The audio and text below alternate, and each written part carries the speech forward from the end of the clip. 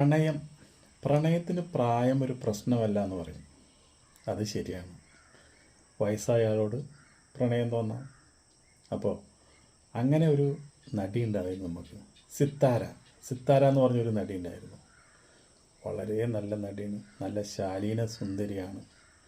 പക്ഷേ ബിപിൻ ദാസ് എന്ന് പറഞ്ഞ ഒരു ക്യാമറമാനായിട്ട് ഭയങ്കര പ്രേമമാണ്, അനശ്വരമായുള്ള പ്രേമമാണ്. വയസ്സാം കാലത്ത് മൂകാംബികയിൽ സ്ഥലം വാങ്ങിച്ച് രണ്ടുപേരും അവിടെ സ്വാമിജിയായി ഒരു ആശ്രമം ഉണ്ടാക്കി അവിടെ കഴിയണമെന്നാണ് അവരാഗ്രഹം. അങ്ങനെയൊക്കെ പത്രത്തിൽ വന്നു. അത് എത്രത്തോളം ശരിയാണോ എന്തെന്നൊന്നും അറിയില്ല. എന്നാലും ഇപ്പോൾ സിത്താരയ്ക്ക് 50 വയസ്സായി, 50 വയസ്സ് കഴിഞ്ഞു. ഒരു ഏകാകിനിയായി ഇപ്പോഴും ജീവിക്കുന്നു.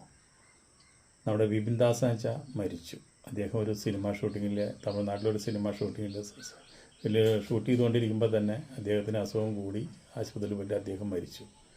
ഇവരെ സ്നേഹം, ഇവരെ പ്രേമം വളരെ അനശ്വരമാണ്. ഇതിനെപ്പറ്റി ഇവരോട് ചോദിച്ചാൽ സിത്താര അങ്കിളെന്നാണ് വിളിക്കാറ്.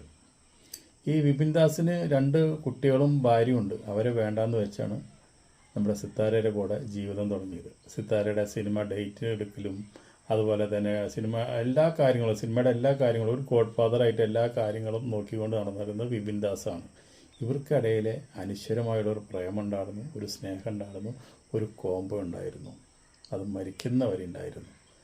ഒരു ഗ്ലാമറും കാണിക്കാതെ, ഒരു സെക്സ് പടങ്ങളിൽ അഭിനയിക്കാതെ ഈ സിത്താര എത്ര ഭാഷകളിൽ അഭിനയിച്ചു എന്നറിയാം. നല്ല നല്ല പടങ്ങൾ, ഗുരു, എഴുന്നള്ളത്ത്, IV ശശിയുടെ മുക്തി, അങ്ങനെ ഒരുപാട് നല്ല ചിത്രങ്ങളിൽ അഭിനയിച്ചിട്ടുണ്ട്. ഒരുപാട് നടന്മാരോട് അഭിനയിച്ചിട്ടുണ്ട്.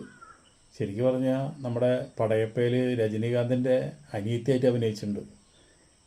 ഒരു സിനിമയുടെ സെറ്റിൽ വെച്ചിട്ട് നമ്മുടെ IV ശശിയുടെ മുക്തി എന്ന് പറഞ്ഞ പടത്തിൻ്റെ സെറ്റിൽ വെച്ചിട്ട് ഇതുപോലെ തന്നെ ഒരു നടൻ അപമര്യാദയായിട്ട് പെരുമാറി എന്ന് വെച്ചിട്ടുണ്ടെങ്കിൽ ഒന്ന് പരിപാടിക്ക് കിട്ടുമോ എന്നുള്ള രീതിയിലുള്ള സംസാരിച്ചു.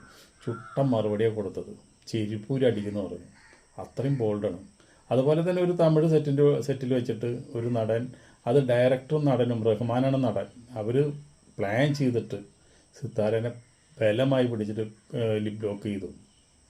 സിത്താര അതോടുകൂടിയിട്ട് അവിടെ നിന്ന് ഒരു കൊതറി വന്നിട്ട് റൂമിൽ നിന്നിട്ട് ഇനി സിനിമയിൽ അഭിനയിക്കില്ല എന്ന് പറഞ്ഞു. അതൊരു ഭയങ്കര പ്രശ്നങ്ങളുണ്ടാക്കി. ആ പ്രശ്നങ്ങളുണ്ടാക്കിയോടുകൂടിയിട്ട് പിന്നെ ആ സീൻ കട്ട് ചെയ്തു. അന്നോട്ട് റഹ്മാനായിട്ട് മിണ്ടിയിട്ടില്ല. അതിന് ശേഷമാണ് മൂപ്പർക്ക് സകല സിനിമയിൽ നിന്നും മൂപ്പര് ഔട്ടാക്കി സിത്താരനെ. ഇപ്പോൾ കുറേ TV സീരിയലിലൊക്കെ അഭിനയിക്കുന്നുണ്ട്. പിന്നെ സിത്താര അധികം അഭിനയിക്കാനും പോയില്ല. അത്ര നല്ല സ്വഭാവത്തിന്